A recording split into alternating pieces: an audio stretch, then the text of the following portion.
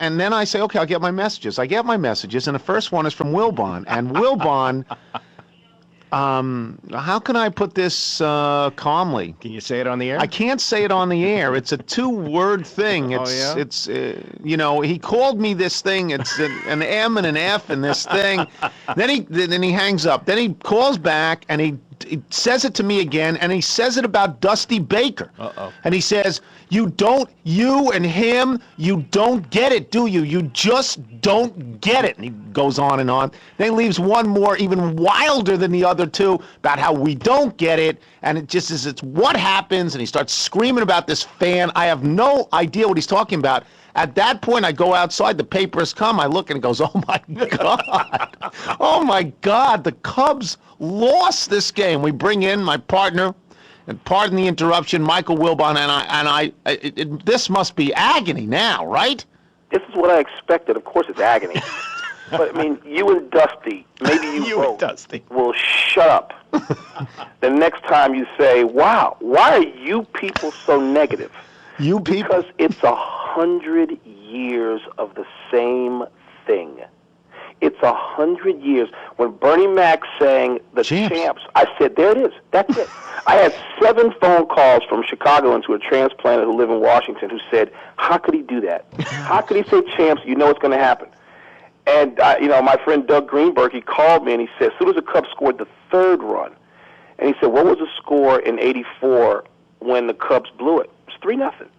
And I believe San Diego had a 7-run 7th or 6th. It's the same thing.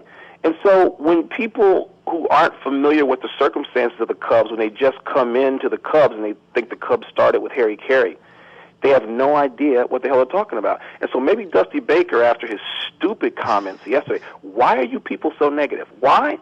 Because for 95 years, they have seen a fan catch the ball instead of a player. They've seen the shortstop who made fewer errors in the National League than any other shortstop routine play. To catch a ball. They've seen a pitcher, Rick Sutcliffe, 16-1. Mark Pryor wasn't 16-1, was he? No. 16-1 Rick Sutcliffe was. They saw Jim Fry fail to take Rick Sutcliffe out of the game soon enough, which is what Dusty Baker did last night when everybody else... That's why you hate Kyle Farnsworth, who I like. You hate him. Because you don't watch, Tony. You don't watch the Cubs. But your message to me was Dusty had to bring in Farnsworth.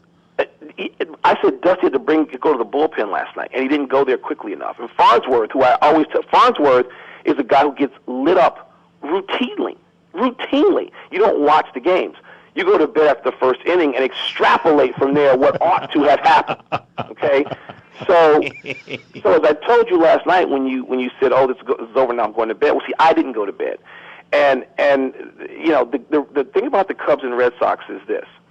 And I believe they are cursed with this.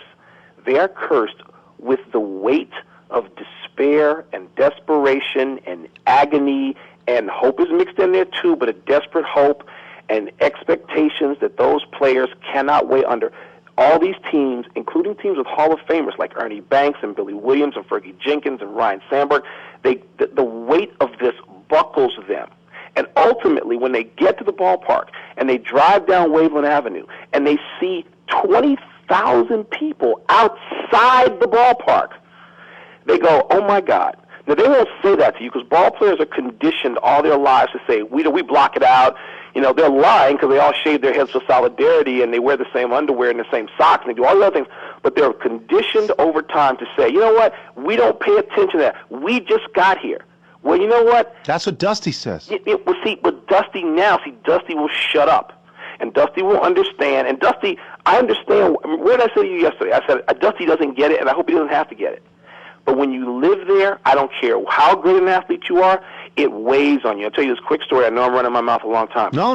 Michael Jordan, therapeutic. When he moved to Chicago, all he heard about was the Mother's Day game. And the Mother's Day game is a famous game in Chicago Bulls history where the Bulls are in the conference championship. They've never been in the finals. 1975, I believe, May 8th. I know the date because I was there, sitting in the front row. And the Bulls come home. They're up 3-2. They beat Golden State in California for Game 5. This is Rick Barry and all those guys. Mm-hmm. The Bulls come home. They lose Game 6 on Mother's Day in Chicago. This is the most famous pro basketball game in Chicago until Jordan gets there. And Jordan goes, I'm tired of hearing about Mother's Day. Well, the response was, you know what? Get used to it. That's all you're going to hear. And Jordan did something different, and it shows you why he's a different athlete. He went and he learned all that he could about the Bulls before he got there. He learned about Mother's Day. He learned about Chet Walker. He introduced himself to Bob Love, and he found out what it was that created such overwhelming despair in the month of May about the Bulls. And once confronting that, I've always thought, and Michael may say something different, I don't know, I've always thought he was better equipped to deal with the inordinate amount of pressure that just crashes on you when you play in Chicago. And I thought that was a smart thing. Dusty, by saying what he did, he had no clue. He was clueless, and Dusty Baker has done just a great job all year. But he was positively clueless about the pressure under which those players have to play in that stadium when there's something on the line, and they couldn't do it. Dusty and they're not going to do it tonight, Tony. After the game, Dusty said, hey, I like our chances. We're playing at home. We got Kerry Wood. I don't care what Dusty said. I don't care. 95 years versus Dusty Baker in a post-game press conference. What do you think weighs more heavily tonight when they drive into that ballpark? What do you think it is?